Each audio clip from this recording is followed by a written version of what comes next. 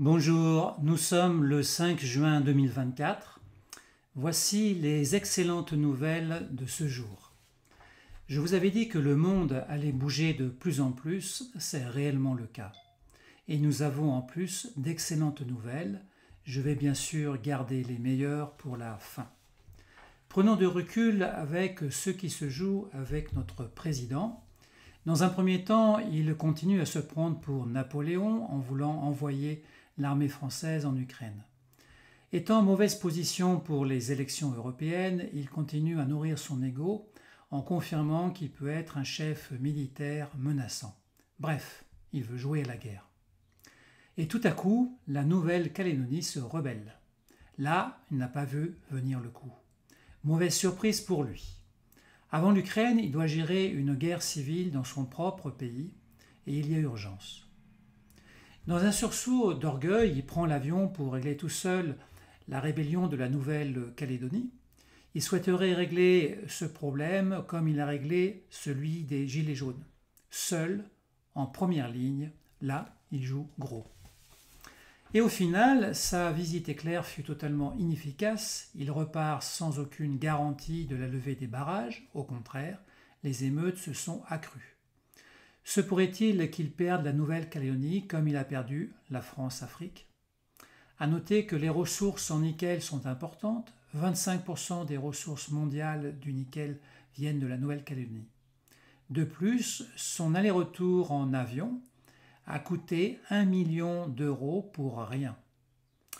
Selon sa technique habituelle, il pense créer des commissions d'études et un conseil de défense. Mais n'est-il pas trop tard? De nombreuses personnes ont déjà quitté définitivement l'île. Prenons encore plus de recul. Personne n'a rien vu venir. Et maintenant nous parlons d'ingérence étrangère. L'Azerbaïdjan, la Turquie, voire la Russie. Mais n'oublions pas l'Australie, qui depuis longtemps voulait chasser les Français. Prenons conscience qui est notre président. Son en même temps se transforme-t-il en à contre-temps? Se perd-il dans ses priorités l'Ukraine ou la Nouvelle-Calédonie?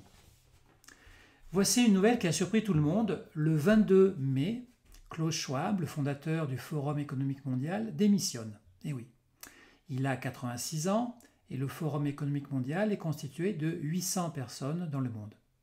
Officiellement, un conseil d'administration sera mis en place avant janvier 2025. Une transition s'effectue. Au lieu que le forum soit géré par le fondateur, il sera géré par ce conseil d'administration pour l'exécutif.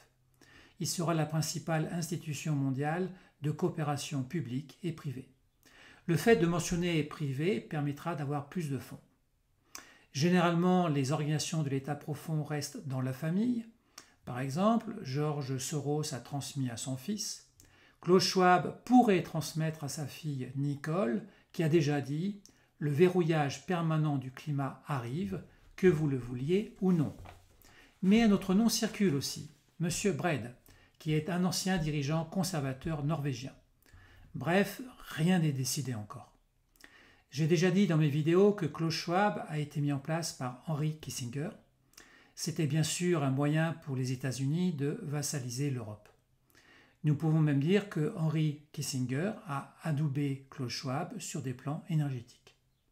À ce jour, Henry Kissinger est décédé en novembre 2023. Klaus Schwab a démissionné. La roue tourne. Leur complicité se termine et l'énergie en place va certainement changer. Depuis mai 2024, au sens de la constitution en Ukraine, Zelensky est devenu illégitime. À ce jour, il n'est pas remplacé, donc l'Ukraine flotte dans une grande incertitude. Le 9 juin, l'accord entre les États-Unis et l'Arabie saoudite sur la vente du pétrole saoudien en dollars prend fin.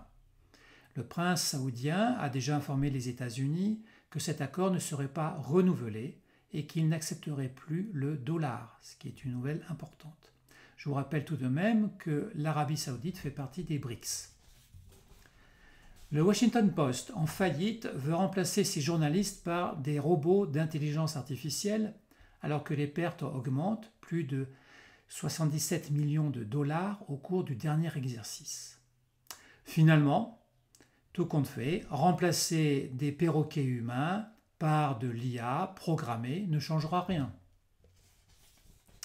Le 31 mai, Trump a été inculpé de 34 chefs d'accusation, ce qui est du jamais vu aux États-Unis. Alors quelle sera la suite? Le 11 juillet, sa sentence sera déclarée avec ou sans prison. De toute façon, ce qui est sûr, c'est que Trump fera appel. Et puis, même s'il y a de la prison, cela ne remet pas en cause sa candidature aux élections. Et la grande nouvelle, c'est qu'il y a un effet boomerang suite à ça, qui s'est créé aux États-Unis. Et en fait, Trump a gagné depuis quelques jours encore des points. Donc au dernier sondage, nous avons 37% pour Biden et 56% pour Trump. À suivre. Bonne nouvelle aux États-Unis. La Chambre des représentants américaine vient d'interdire à la Fed de créer le dollar numérique. C'était assez inattendu. Dans le même esprit, la Réserve fédérale américaine et la Bank of America ont saisi la Cour suprême pour faire valoir que le système bancaire fédéral, sous le contrôle de la Fed, est le seul banquier légal autorisé aux États-Unis. Or, la Cour suprême leur a donné tort. Car selon la Constitution, chaque État est au-dessus de la Banque fédérale et peut ouvrir tous les types d'établissements bancaires sur leur territoire. Les États individuels ont maintenu la décision de la Cour suprême qui leur permettra d'établir légalement des banques à charte dans leur État qui accepteront les crypto-monnaies et autoriseront également les monnaies adossées à l'or.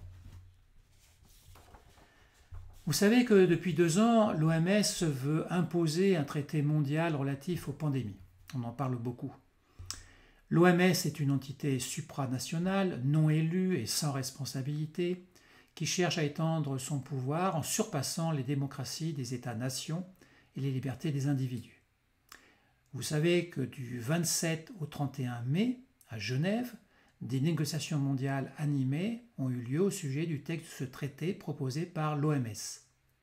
Il y a eu de nombreuses divergences et ce fut un échec pour l'OMS. Ce traité a été rejeté. Les divergences ont porté sur l'accès équitable aux vaccins, le transfert volontaire des technologies et la perte de souveraineté des États-nations. Plusieurs pays ont posé donc leur veto et il y a eu une opposition aussi entre les pays riches et les pays en développement. Voici quelques aveux de la part de la directrice des médecines, Moen, qui dit, je cite, « Un délai de 2 ans pour aboutir était peut-être trop ambitieux ». Et puis un commentaire du directeur général de l'OMS, Tedros, qui dit « Vous avez donné votre meilleur ». Voici les dernières nouvelles de Genève qui datent du samedi 1er juin à minuit. Le verdict est tombé à ce moment-là de manière officielle. L'OMS a été contrainte de prolonger le processus de négociation du traité sur les pandémies d'1 année entière. C'est donc reporté à la prochaine Assemblée mondiale de la santé qui aura lieu en mai 2025, dans 1 an. D'ici là, le monde aura bien changé avec le renforcement des BRICS, les élections aux États-Unis et la chute du dollar. L'excellente nouvelle est que les États-nations sur la planète Terre retrouvent leur souveraineté. Voilà pour ces dernières informations. Pensez bien sûr à partager encore et encore ces informations pour un grand réveil, un réveil général. Et pensez aussi à vous abonner, à cliquer sur ma chaîne YouTube pour être informé de mes prochaines vidéos. Je pense que ça va vraiment s'accélérer avec des événements marquants, donc j'aurai certainement tendance à faire de plus en plus de vidéos de manière plus rapprochée. Merci à vous et je vous dis à bientôt.